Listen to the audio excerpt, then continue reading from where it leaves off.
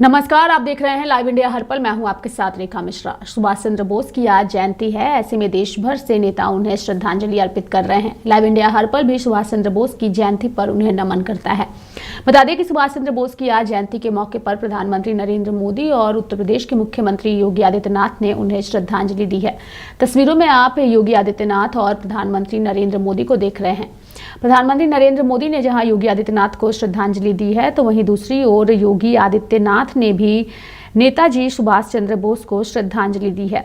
वहीं प्रधानमंत्री के साथ रक्षा मंत्री राजनाथ सिंह, मल्लिकार्जुन खड़गे, लोकसभा स्पीकर ओम बिरला सहित सभी लोग मौजूद रहे और इस दौरान पीएम मोदी सहित सभी ने उन्हें श्रद्धांजलि दी है।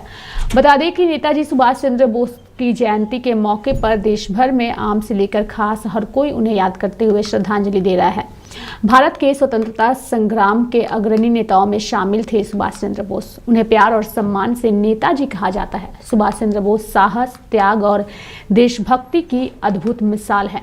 बता दें कि उड़ीसा के कटक में जन्मे सुभाष चंद्र बोस की जयंती 23 जनवरी को मनाई जाती है। उन्होंने भारतीय सिविल सेवा की परीक्षा पास की, लेकिन अंग्रेजी सरकार की सेवा करने से इनकार कर दिया था। बाद में भारतीय राष्ट्रीय कांग्रेस के अध्यक्ष चुने गए। हालांकि गांधी जी और अन्य नेताओं से विचारधारा में मतभेद के कारण उन्होंने कांग्रेस छोड़ दी। द्वितीय विश्व युद्ध के दौरान जापान और जर्मनी का सहयोग प्राप्त कर आज़ाद हिंद फौज की भी उन्होंने स्थापना की। आज़ादी के लिए युवाओं को जोश से भर देने वाले नारे दिए, जो आग की तरह पूरे देश में फैले। इसमें तुम मुझे खून दो, मैं तुम्हें आज़ादी दूंगा और दिल्ली चलो काफी चर्चित रहे। इतना ही नहीं, अपने ओजस्वी भाषण और नारों से उन्होंने बाहरी देशों का भी सहयोग प्राप्त किया। सिंगापुर में आज़ाद हिंद सरकार की स्थापना की और स्वयं इसके प्रधानमंत्री बने। बता दें कि आज हम आपको अपनी इस रिपोर्ट में विस्तार पूर्वक सुभाष चंद्र बोस से जुड़ी कुछ रोचक बातें बताएंगे। सुभाष चंद्र बोस का जन्म 23 जनवरी 1897 में उड़ीसा के कर्नाटक में एक बंगाली परिवार में हुआ था।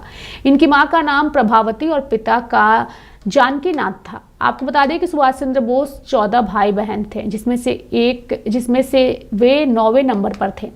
सुभाष चंद्र बोस ने इंडियन सिविल सर्विस की परीक्षा भी पास की थी, जिसमें उन्हें चौथा रैंक प्राप्त हुआ था, लेकिन उन्होंने अंग्रेजों से मुल्क की आज़ादी के लिए इस पद की बलि चढ़ा दी। सुभाष चंद्र बोस ने साल 1937 में अपनी सेक्रेटरी और ऑस्ट्रियन युवती एमिली से शादी कर ली। इससे उन्हें एक बेटी भी हुई, जिनका नाम अनीता रखा गया। वर्तमान में अनीता जर्मनी में अपने परिवार के साथ रहती है।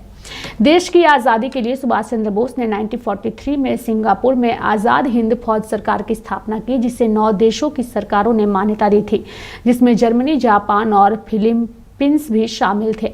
यही नहीं, सुभाष चंद्र बोस ने आज़ाद हिंद फौज नाम से रेडियो स्टेशन भी शुरू किया था। बोस ने पूर्वी एशिया में भारतीय राष्ट्रीय आंदोलन का नेतृत्व भी किया था। सुभाष चंद्र बोस अपनी फौज के साथ 1944 में म्यांमार पहुंचे थे। यहीं पर उन्होंने तुम मुझे खून दो, मैं तुम्हें आज़ादी दूंगा का नारा लगाया था।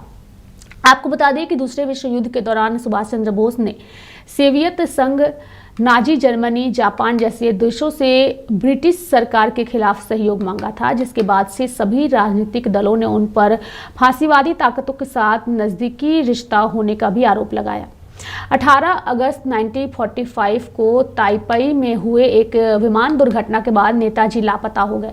इसके लिए जांच आयोग भी बैठाए गए, जिसमें से 2 ने दुर्घटना के दौरान मृत्यु का दावा किया था, जबकि तीसरी कमेटी का दावा था कि घटना के बाद सुभाष चंद्र बोस जिंदा थे। इसको लेकर सुभाष चंद्र बोस के परिवार में भी मतभेद हो गया। 2016 में प्रधानमंत्री मोदी सरकार में सुभाष चंद्र बोस से जुड़े 100 गोपनीय दस्तावेजों को सार्वजनिक कर दिया गया। इसका डिजिटल संस्करण राष्ट्रीय अभिलेखागार में मौजूद है। आपको बता दें कि 2021 में सुभाष चंद्र बोस की जयंती को पराक्रम दिवस के रूप में मनाने की भी घोषणा की गई थी और उसी के बाद से सुभाष चंद्र बोस की जयंती को पराक्रम दिवस के तौर पर ही देश में मनाया जाता है। आज उनकी जयंती के मौके पर पराक्रम दिवस के तौर पर देश मना रहा है और खुद प्रधानमंत्री नरेंद्र मोदी, लोकसभा के स्पीकर और कांग्रेस के राष्ट्रीय अध्यक्ष मल्लिकार्जुन खड़गे, रक्षा मंत्री राजनाथ सिंह समेत सभी ने आज उनके जयंती के मौके पर उन्हें श्रद्धांजलि अर्पित की। वहीं राष्ट्रपति द्रौपदी मुर्मू ने भी आज सुबह ट्वीट करके उन्हें श्रद्धांजलि देते हुए उन्हें याद किया। मेरे साथ फिलहाल अभी के लिए इस खबर में इतना ही। आप देखते रहिए लाइव इंडिया हर पल। नमस्कार।